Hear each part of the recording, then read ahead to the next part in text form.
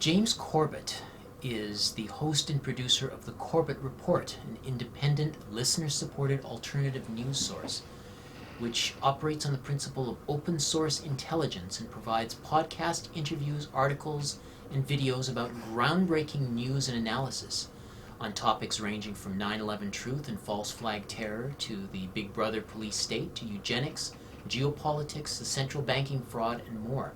James Corbett is based in Japan, and his video reports have appeared at Global Research as well as the Boiling Frogs Post. And he joins us now from Japan. Thank you for joining us, James Corbett. Well, thank you very much for having me on. Now, for myself, we're at it's the 15th anniversary of 9/11, and for me, my involvement in independent media, I would say, largely began with 9/11 because I saw so many of these. But through my investigations on the internet, I saw so much that was just not being discussed, even in a lot of the conventional alternative media. And so I just felt compelled to go out and distribute the things that I was finding, leaflets and DVDs, and even hosting a couple of film screenings at a public theater. And that led me into becoming a broadcaster at my community radio station, and ultimately the podcasts I do with Global Research. And I was just curious to know, because you're doing a lot of this sort of very beyond the pale reporting on 9/11 and all these other subjects. I'm wondering what role 9/11 in particular had as an influence to your own work. Well, I think my story sounds very similar to yours in that I was also, I think, drawn to the idea of alternative media and what could be accomplished through the independence offered by the internet because of the types of things that were not being reported on. 9/11 was the foundational event, but on a number of other issues. But certainly 9/11 was a core event for me. It was the first one that I really started researching on my own, and that I started to get into and started to notice the discrepancies between what was being portrayed in the mainstream media and even, as you say, a lot of the conventional alternative media, and what I was encountering online, the information I was able to dig up on, again, documentable, verifiable information about Osama bin Laden and the CIA in the 1980s, or the Operation Northwoods plan, or things like that start to ring alarm bells when it comes to 9/11 and was not being portrayed anywhere. And the internet offered that outlet through which ordinary people can reach out to tens, hundreds, thousands, occasionally millions of people around the world. It is truly a phenomenal time to be alive in that respect. So I knew I was compelled to do something, and within a few months, really, of starting along the investigative trail, I was already thinking about starting a website, something that I had never even contemplated before in my life. Yeah, myself as well. I had not really thought seriously about getting into broadcasting or journalism until I went onto the internet and saw all of these very well defended positions that were being put out by superior writers. I mean, people like Michelle Chossudovsky, for example. James, what would you say then would have been the impact of 9/11 and 9/11 truth on media at large? Not just mainstream, but alternative media. Have we seen any sorts of impact, or on the way people consume media?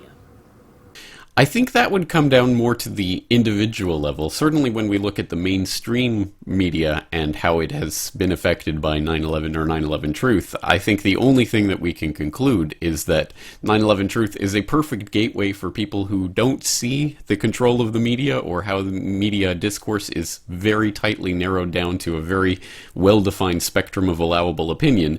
People who have difficulty seeing that can see it very clearly on issues like 9/11, especially when they've looked into various aspects of 9/11 Truth and found some of the stunning, really truly remarkable information that's out there that one really has to dig around on the internet, usually through alternative independent media, in order to find. And I think that shows in a quite crystal clear manner that this is certainly not something that's going to be televised. The revolution will not be televised, as they say. So I think that's the perspective we have for the mainstream media. And as you say, the conventional foundation-funded alternative media, in quotation marks, that won't go near subjects like this or tend to denigrate them along with the MSM, I think also shows that there is a large degree of control of allowable opinion, even within the so-called dissenting voices out there. Something that should not be unfamiliar to people, for example, who are familiar with Noam Chomsky's idea of manufacturing dissent and allowing certain acceptable forms of critique in order to obscure the real critique. And interestingly enough, of course, Noam Chomsky is another one of those people who say, don't look into 9/11, it's not worth your time. So make of that what you will. But I think that this issue exposes what can be seen as real independent media versus establishment media of various sorts, even ones that are conventionally thought of as alternative media. And so we see that 9/11 Truth has ultimately flowered and reached fruition as an internet-based movement primarily. And that's interesting because it may be the first real independent alternative media movement that has did arise around this 9/11 Truth issue. And that speaks to the at least potential power of alternative and independent media, which has, I think, truly influenced the public consciousness on events like these, where when I was starting 10 years ago, the idea of false flag terrorism, let alone the concept, was completely foreign to the vast majority of the population. Most people, when confronted with the idea, would say, why would the government attack itself? We've reached the point where not only is it now a much more well-understood phenomenon, but even mainstream media has to, in the wake of many of these events that are coming along, has to question, is this a false flag event? And of course they will usually answer no, but at least that idea is now au courant. And I noticed that in the wake of the Boston Marathon bombing, for example, it was a Yahoo News headline, was the Boston Marathon bombing a false flag event? That's a pretty remarkable shift in public consciousness, and I think that has been accomplished solely and specifically through this internet-based movement. Okay, well, that's very interesting, and I was wondering, though, about if there are, in your mind, and maybe you just touched on one, but important turning points over the last 15 years that in terms of 9/11 Truth and where there's been breakthroughs of any kind. Well, I think there was a lot of momentum and activity occurring around the 5th anniversary in 2006, and I say this because I think that was really what ultimately ended up reaching me. I was someone who had avoided 9/11 Truth as much as possible for the first 5 years, dismissing it instantly as crazy conspiracy theory. It was around the 5th anniversary that it started to get a little bit of attention in various mainstream sources, and there was, for example, there was a 9/11 5th anniversary conference that was being held, I believe, in New York, around the time of the anniversary, that was broadcast on C-SPAN and garnered some attention, and there was some talk in various places around there, and I think that activity was what ultimately filtered down through YouTube to someone like myself, who at the time was living in Japan and rather disconnected from mainstream American political discourse. And somehow or other, that chain of events led to me investigating more about 9/11. So I think that was a significant time around that point.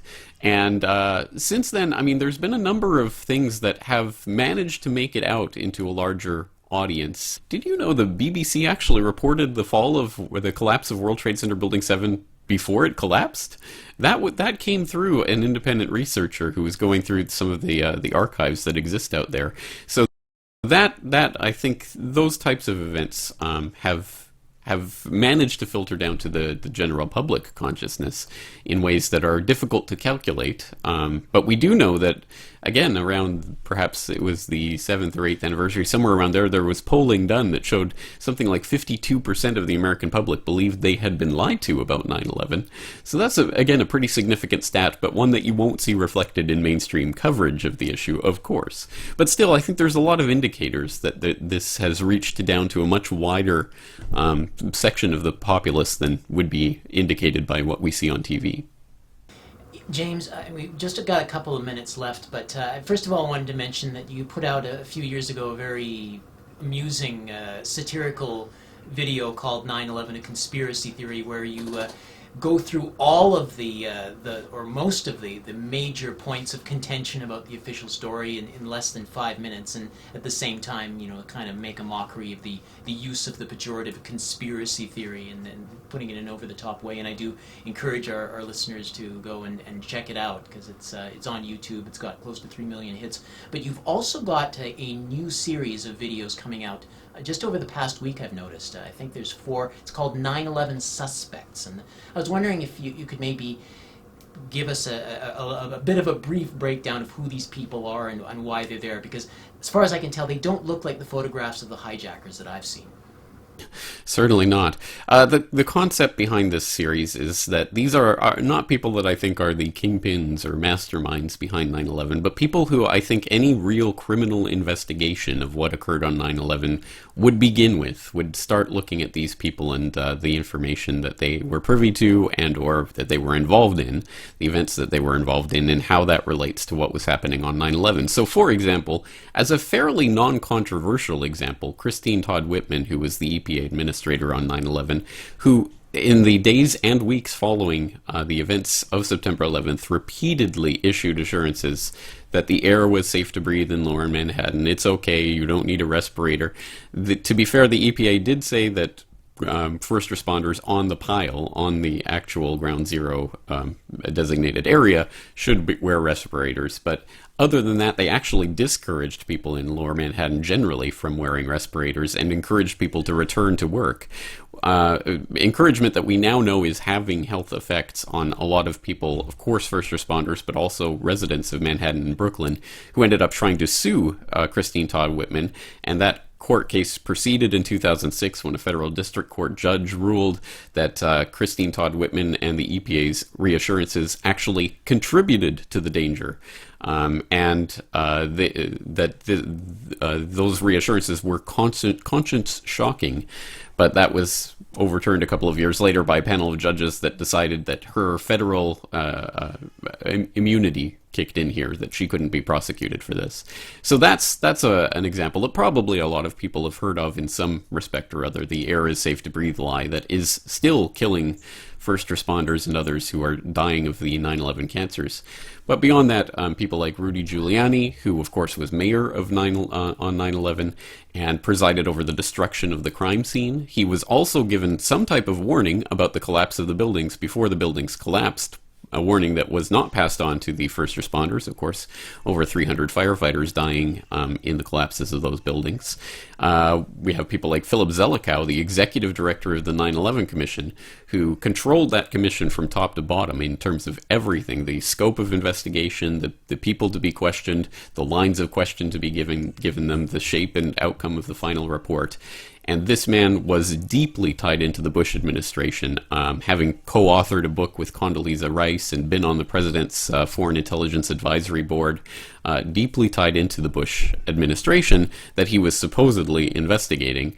So certainly someone that you would look into in terms of the cover-up of 9/11.